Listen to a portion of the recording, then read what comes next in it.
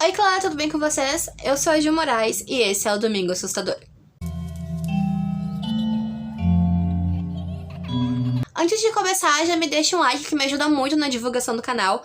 Se inscreve se você ainda não for inscrito, ativa o sininho que é pra não perder nenhuma das notificações e me segue nas redes sociais que eu posto conteúdo exclusivo em cada uma delas. Você já ouviu falar sobre os quadros das crianças que choram? Então vem comigo que hoje eu vou te contar essa história.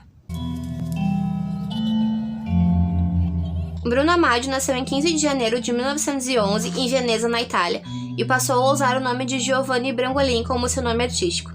Ele ficou muito famoso entre as décadas de 70 e 80 ao pintar os quadros de crianças chorando, que também eram conhecidas como os quadros do Gypsy Boys, e essas pinturas foram vendidas em diversos países, deixando os quadros muito famosos. Ao todo, ele pintou 27 quadros dos Gypsy Boys.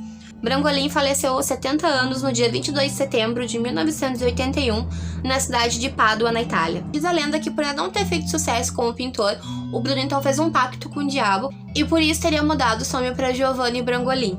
Nesse pacto, ele teria prometido pintar 27 quadros de crianças chorando e que o motivo dessas crianças estarem chorando seria pintado de forma subliminar em cada um dos quadros. Esses quadros então seriam amaldiçoados e aconteceria muitas desgraças com todo mundo que os possuísse. Algumas pessoas dizem que as crianças que ele pintava eram reais.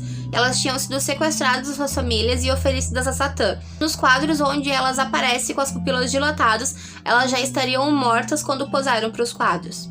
Outras pessoas afirmam que o Brangolin teria fugido para a Espanha depois da guerra e que ele teria usado crianças de um orfanato para fazer esses quadros, e que ele as agredia e torturava fisicamente para que elas chorassem de verdade e os quadros parecessem mais reais, e que esse orfanato posteriormente teria pego fogo. Essa lenda começou quando o jornal inglês The Sun publicou uma matéria falando de uma casa que teria incendiado e a única coisa que sobrou intacta tinha sido o quadro de uma criança chorando, assinada por Giovanni Brangolin. Um bombeiro que foi entrevistado pelo jornal afirmou que ele tinha estado em locais de vários incêndios, onde tudo pegou fogo, menos um quadro de uma criança chorando. Então o jornal começou a receber cartas de dezenas de leitores falando que os quadros eram muito estranhos, que eles viam coisas nos quadros, que pareciam ter figuras demoníacas pintadas, e quando eles ficavam sozinhos numa sala com um quadro, eles sentiam presenças, coisas observando eles, e que eles tinham muito medo de que suas casas pegassem fogo por causa da maldição dos quadros. Um policial também relatou ao The Sun que desde 1973 ele tinha presenciado 53 incêndios, onde a única coisa que tinha sobrado era um dos quadros das crianças que choram. Eram quadros bem baratos e por isso muito populares, fazendo com que diversas casas tivessem esses quadros, inclusive aqui no Brasil. O The Sun estimou que existiam cerca de 50 mil exemplares, isso só na Inglaterra. Os leitores então começaram a ficar desesperados com medo que suas casas pegassem fogo e começaram a enviar os seus quadros para o jornal, que organizou uma grande fogueira num dia de Halloween. Essa história ficou muito popular no Brasil nos anos 80, porque supostamente o Brangolin teria dado uma entrevista para o Fantástico, onde ele admitia sim ter feito o pacto com o diabo, que aqueles quadros eram amaldiçoados, e pedia para que todas as pessoas que tivessem os quadros se desfizessem deles. Ninguém nunca conseguiu achar essa entrevista, então se você procurar lá no YouTube não vai aparecer. Agora eu vou mostrar para vocês alguns dos quadros e as mensagens subliminares por trás deles. Nesse quadro nós vemos uma menina olhando para cima e chorando.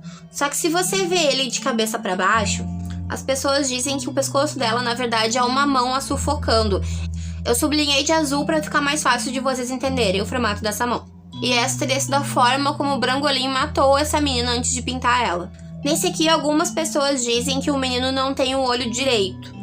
Ou para nós que estamos vendo ele de frente, na imagem seria o olho esquerdo. Conforme a lenda, o Brangolin teria agredido e arrancado o seu olho.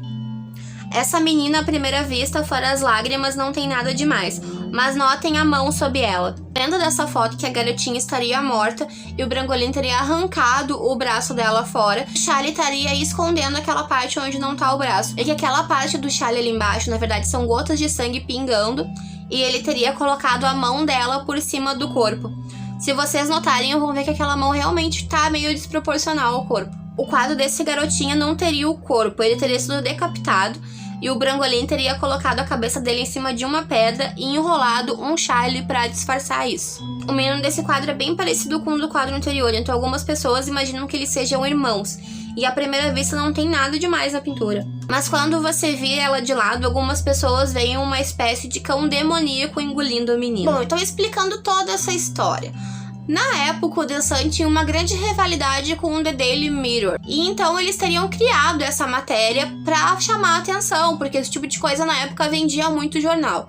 Sinceramente, até hoje eu acho que venderia. E o Brangolin nunca teria dado aquela suposta entrevista ao Fantástico, onde ele afirmava que tinha feito pacto, que os quadros eram amaldiçoados, que ele pedia para as pessoas devolverem, e ele nunca teria feito isso. Até porque essa entrevista teria sido feita na década de 80, e o Brangolin morreu em 1981, então provavelmente não teria nem dado tempo da história ficar popular e ele conseguir dar a entrevista antes de falecer. Teve sim vários incêndios na Inglaterra, onde a única coisa que sobrou na casa foi o quadro de uma criança chorando, um dos quadros do Brangolin. O motivo disso ter acontecido é que os quadros eram feitos em compensado de alta densidade, o que fazia eles serem muito difíceis de pegar fogo. Então, quando chegasse no ponto deles começarem a queimar, o incêndio já tinha sido apagado e por isso restavam apenas os quadros. Bom, esse foi o vídeo de hoje, espero que vocês tenham gostado. Me deixa aqui nos comentários se vocês acreditam nessa maldição dos quadros ou se vocês acham que foi só uma história para vender jornal e se vocês já sabiam disso e se já viram algum desses quadros por aí.